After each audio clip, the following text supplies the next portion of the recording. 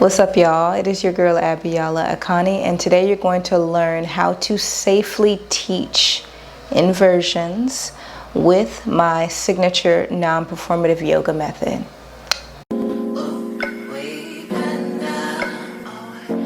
Now, if you're part of our subscriber non-performative yoga crew, welcome back. And if you're new here, come on in. My name is Abiyala Akani. I'm the founder of the EOL Yoga and Embodiment School. I'm a 3-times bonus business owner as well as a yoga teacher trainer.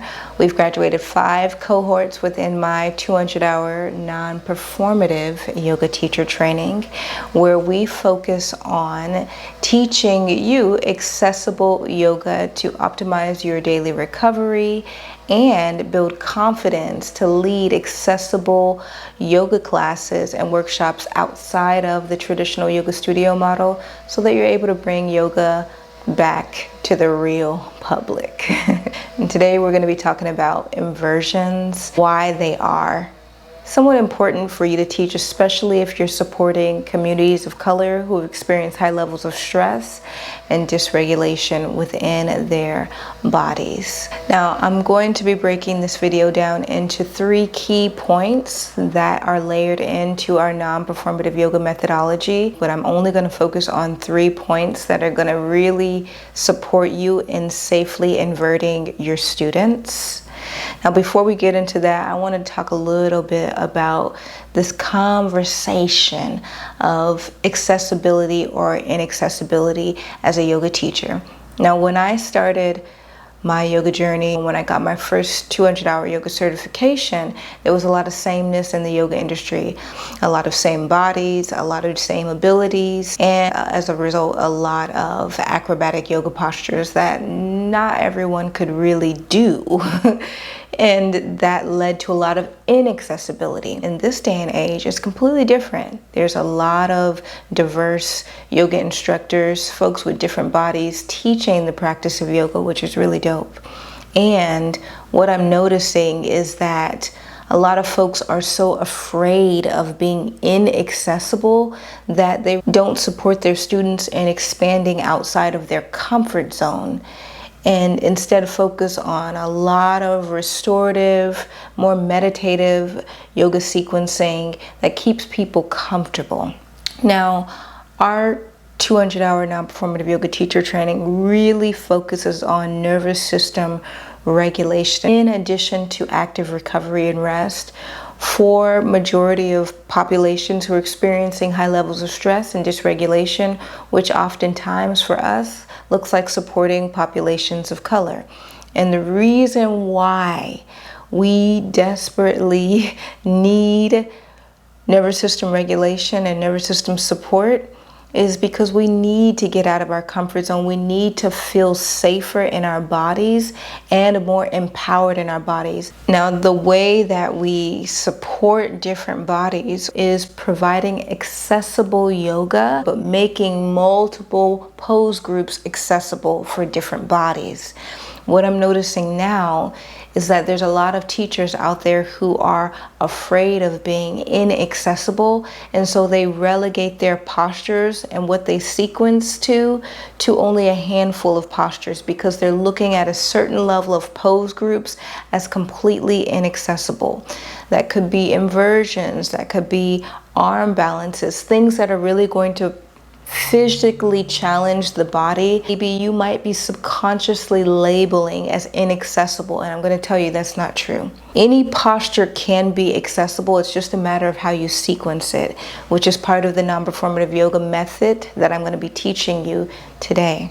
If you want to support communities of color that are experiencing high stress and experiencing a lot of instability or dysregulation in their bodies, the best thing that you can do is to support them with nervous system regulation and adapting their nervous system to new states of safety by expanding their nervous system and inviting them through sequencing that's very mindful and accessible to move outside of their comfort zone.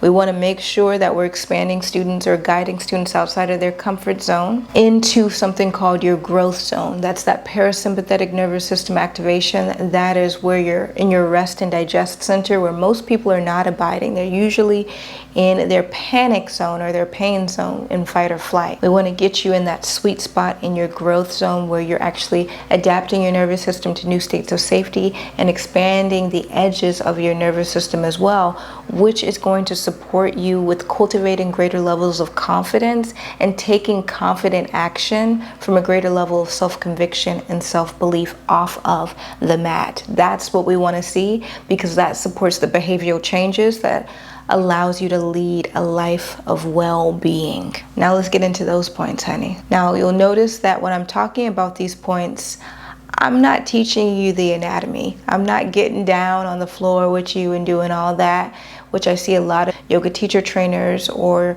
yoga creatives here on YouTube. When they're teaching inversions, they're getting down into the postures.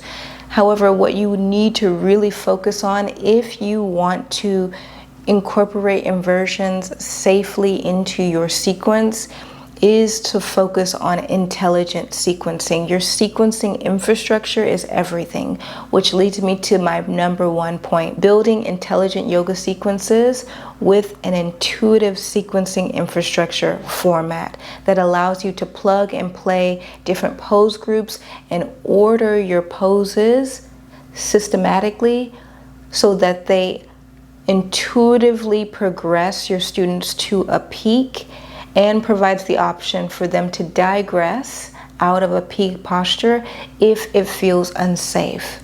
That allows them to get the anatomical benefits of any peak posture without feeling like they need to go into that posture before they are ready. Now, within our non-performative yoga teacher training, our methodology focuses on and uses the intuitive sequencing infrastructure that I just named, where you're literally learning about the different places to plug poses in an order and arrangement that mindfully progresses up to your peak. If that's something that you want to learn and something that you didn't get in your yoga teacher training and you're really struggling with sequencing more expansive or advanced yoga postures accessibly, or you haven't taken a yoga teacher training yet and that's something that's really important to you to be able to support different bodies, then definitely click the link below to apply for my 200-hour non-performative yoga teacher training.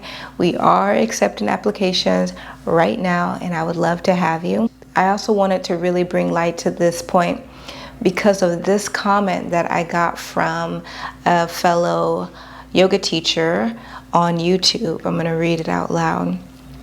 She was commenting to my video about how to build confidence as a yoga instructor. Her name is Restorative Clarity. Hey girl. And she said, I'm currently journaling through a 200-hour YTT and I also have scoliosis. If you feel comfortable answering, may I ask how you feel about headstands, like tripod headstand, for example, for yourself and for your students? Are they necessary to do? I thought this was a phenomenal question, and so this whole video was inspired by her question. So thank you, Restorative Clarity. And y'all ask me all the questions because I'll plug videos to your specific questions. Y'all be asking some good questions, y'all. But this is a really great place to start. And it's also something that I see with a lot of newer yoga teachers of color who get stuck in the accessibility box. Now, the question that she asked is around scoliosis and if inversions are necessary to do. Now, she named scoliosis because I have scoliosis. If you've been here for a while, you've been a subscriber, you know that I have about a 30-degree curvature in my lumbar spine and then a 20-degree curvature in my upper cervical as a compensation. And I'll post a picture somewhere up here so y'all can see, because my spine be looking crazy, child. She be looking crazy. And when it came to rehabbing my scoliosis, and I talked about this in the previous video as part of this series, Can I Be a Successful Yoga Teacher? I talked about this. I talked about how I had to focus on building strength within my core and along my spine to support the stability of my spine because my hyperflexibility was actually exacerbating my scoliosis. And one of the benefits of inversions is that it really helps you cultivate upper body endurance as well as core stability. In addition, it really supports healthy blood flow and circulation. So when I started to actually practice inversions, my core started to get stronger, which started to support the pain that I was experiencing in my lumbar spine or my low back. And so inversions did support me in rehabbing my scoliosis. If you can imagine, when you invert the body, going upside down is nerve-wracking, child. It's gonna be scary for someone to invert and go upside down. However, you can imagine when you invert the body, you're going to naturally adapt your nervous system to new states of safety and expand outside of your comfort zone so that you can really arrive in your body a little bit more confidently. It's going to support you because you are activating your solar plexus, your third chakra, where your personal power and your confidence are stored. So it's going to help you build more confidence, help you feel safer in your body doing hard things. 2, the next thing you're utilizing when you invert the body is shoulder mobility. The shoulders need to be mobile, including internal and external rotation of the shoulders to be able to support the weight of the body. That's going to support the body with so many things. And shoulder mobility and upper body endurance and strength is going to support you if you tend to have excessive stress that you hold throughout your shoulders. Now, I utilize our sequencing infrastructure when I'm teaching our trainees how to create intelligent yoga sequences, as well as accessible yoga sequences, so that they feel like they have the tools they need to really create a strong sequence with bigger or larger shapes in a way that's extremely accessible for different bodies. So as an answer to your question, restorative clarity, yes. Inversions can be necessary to support different bodies. The physical benefits of inverting the body make it really supportive for scoliosis as well. But it's all about how you sequence it. Sequence and the infrastructure you're utilizing to create these really mindful sequences. Key point number 2, when it comes to our non-performative method, one of the things that I'm always teaching is something called adaptable asana. Adaptable asana is where we basically are mimicking the anatomical action happening in any peak posture, and the peak posture is basically the peak of your sequence. It's the largest posture that you're taking your students to. So you're providing adaptable asana beforehand that's arranged mindfully based on that sequencing infrastructure that I just mentioned. You're utilizing adaptable asana that mimics the anatomical action happening in your peak posture.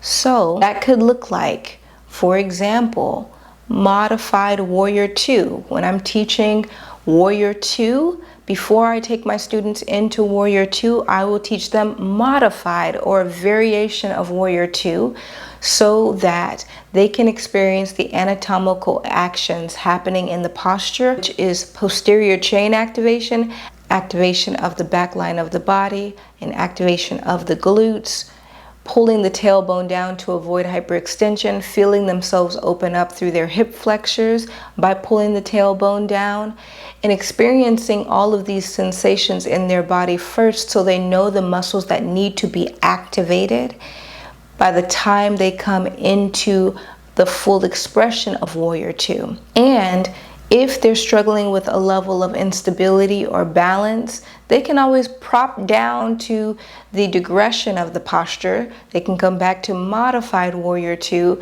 and still get the same anatomical benefits as they would in warrior 2 within our 200-hour non-performative yoga teacher training. We offer pose progressions and variations like this in multiple forms for larger shapes. This is how you make those larger shapes accessible, and you systematically ladder them in in a really mindful order and arrangement so that you're preparing your students for success. All right, y'all. Key point number 3 is chair inversions. We teach chair inversions as part of our non-performative yoga method within our 200-hour YTT.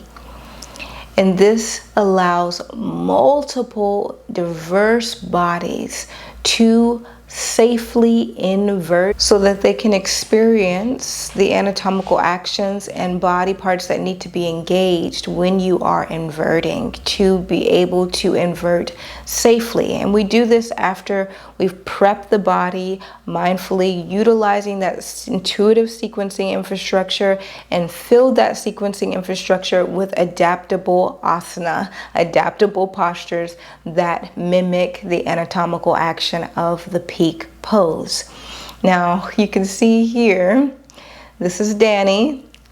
Danny graduated from our last non-performative yoga teacher training, our last cohort, and he's a big guy, about 6'5". He's really tall, and we were able to safely invert him, and what he immediately noticed was how much core stability is needed to invert, right? When I am teaching our trainees our non-performative methodology and our intuitive sequencing infrastructure, by the time they do a sequence with me or with our other facilitators, they're always gassed about like, wow, I can't believe I was able to do that. And what that does is it changes your neurobiology, it changes your brain chemistry, because it literally is showing you that you can do hard things. You adapt your nervous system to new states of safety. So what you were perceiving as a threat is no longer threatening. That is everything to diffuse and metabolize stress and anxiety for populations who are deeply dysregulated. So teaching safe inversions is possible. You don't have to be afraid to teach inversions. You just need to have the framework to teach them mindfully and accessibly. Now, if you're wanting to command any space and lead masterful yoga classes that are intelligently sequenced and programmed, then I invite you to join me for our high value yoga instructor 5-day embodiment challenge. This is a live coaching experience with me, and on one of those days, you will be joining me for our non-performative yoga posture clinics, so you can create a solid, intelligent, and accessible sequence utilizing adaptable asanas. If you are really wanting to create transformational yoga classes and workshops that sell, definitely click the link in my bio to join us for that 5-day embodiment challenge. And I look forward to seeing you there. And if you want to have a conversation about the challenge, you have some questions, there's also a link down below so you can set up a one-on-one call with me. And then lastly, this is episode 2 of my Can I Be a Successful Yoga Teacher series. And I'm creating this series to really support you in having the tools and the knowledge necessary to take the next steps on your yoga teacher training career, to know that you can do this. If you haven't watched the first video, which is really going to support you in building confidence, definitely watch our last video up here, somewhere up here, so you can check that out. And then definitely let me know in the comments what is coming up for you when it comes to sequencing. And I look forward to seeing you in our next episode. Continue to be well, and I'll see you real soon.